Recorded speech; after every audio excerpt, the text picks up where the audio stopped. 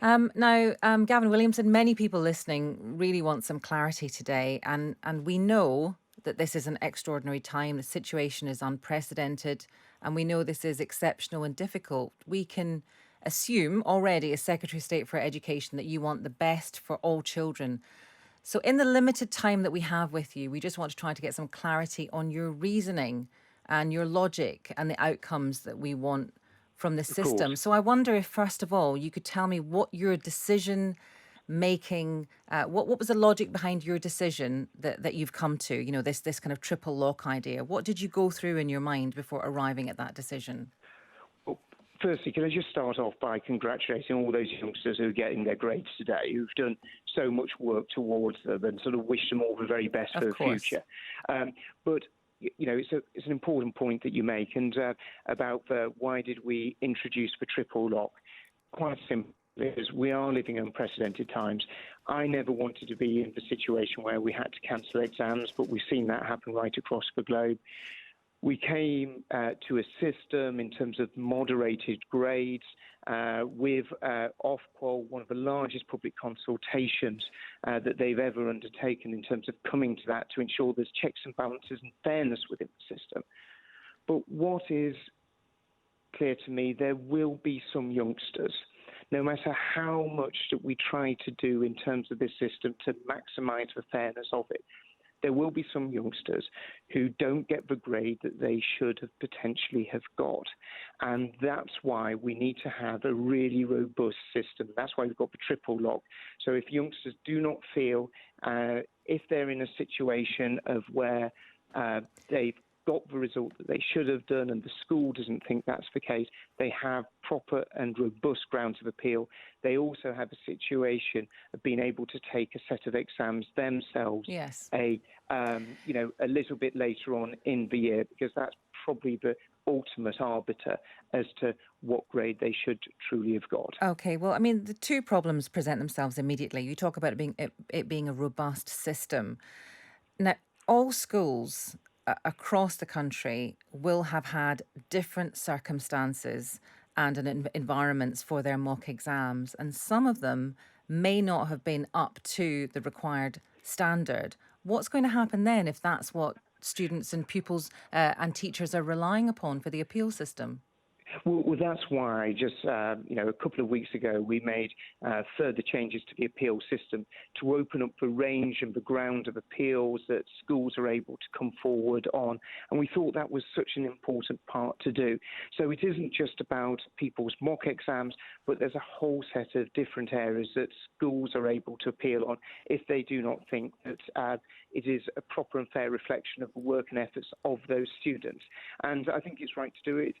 To do that, the mock exams was an important element that where they have got a valid mock exam, that effectively will act as a backstop in order for that youngster to be able to get that grade if they've run those valid mock exams. And the overwhelming number of schools, of course, do that every single year. So Right. it's another route, but it's trying to give us much robustness, as much fairness for the student. And, if I, look under every single stone I possibly can do in order to be able to maximise that fairness, I think that's the right thing for me to do as Education Secretary. Okay, there is talk this morning about legal action from some parents. If there is a huge backlash and a huge outcry, are you prepared to change this system again? We're not going to be changing this system again. We believe that we've put in place, in terms of a triple lock, in terms of the actions that we've taken, a system that will able to put its arm around those youngsters where there has been a grade that is unfair on them, and able to put that right.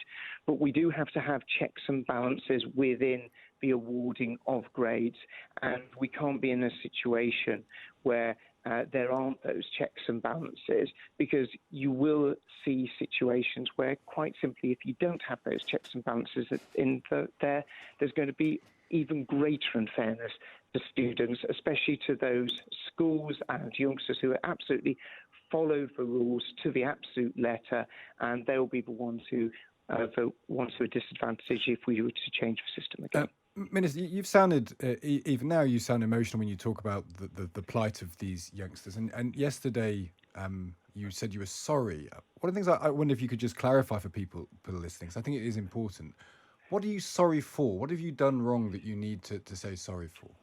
Well, what I said yesterday, and I've said in the past sort of many times, is, you know, the disruption that all youngsters have seen, and as a dad myself, I've seen it with my children. The impact that has had in terms of not being able to go to school, not being able to be with their friends, not being able to have the benefit of learning with their teachers, and I think that it's been an incredibly hard time, not just for young people, but right across the country. And, none of us would have wanted to see this disruption. And it's just, I just find it sort of obviously really saddening that this is something that's had to be happen on my watch when I've been Education Secretary. But at every stage, what we've been aiming to do is to put in place as much as we possibly can do, whether it's with exams, whether it's supporting, schools and students in terms of their learning, and whether it's sort of initiatives such as the Coronavirus Catch-up Fund, that's £1 billion that's going out to school to make sure they're in position to be able to catch up on their learning over the next year. These are all actions that I think are going to deliver a real positive impact in terms of future generations as they're going through schools and making sure they don't lose out. Just finally, I mean, this is a very stressful time for you, and you sound quite stressed, and we appreciate you coming on to talk about this. Hopefully not too stressed. No, well, hopefully not. But what I suppose the thing that keeps going through my mind is all of this, in retrospect, all of this could have been avoided if we had just delayed the exams, put them on, into June when we were coming out of lockdown, or maybe July. Do you regret not really pushing for that now? Because none of this would have happened. If we had been in a situation where we're trying to delay the exams, and this is what happened in Ireland, where they took that decision to delay the exams, what became apparent is that children from the most disadvantaged backgrounds who maybe hadn't had the same level of support and help would have been at a maybe high risk of not even maybe turning up to those exams, or not having had the same level of support in the run-up to those exams than children from more middle-class backgrounds. And that's why, so Ireland took exactly that decision, but then found themselves in a situation where they had to reverse that. So I think that, there's been very few examples of where that's been feasible to go down that route. So it's absolutely the right thing to be in a situation of cancelling the exams. We wouldn't have been able to have run them through the pandemic. But it's putting in place that system that does have checks and balances. We're going to see the number of youngsters who are getting A's and A stars going up this year by 2% in their A-levels. You're going to see hundreds of thousands of youngsters realising their dreams and ambitions of going on to university is going to be actually realised when they get their grades, and been working closely with the university sector to ask them to show as much flexibility as possible to ensure that youngsters are able to progress in their study, and they'll be able to move on and sort of carry on their studies. I'm going to let you go now, but I just want to ask you about the Daily Mail's front page, which says that you and Boris Johnson are dunces. How does it feel waking up to that? Oh, well, it's probably not what you would always want to wake up to.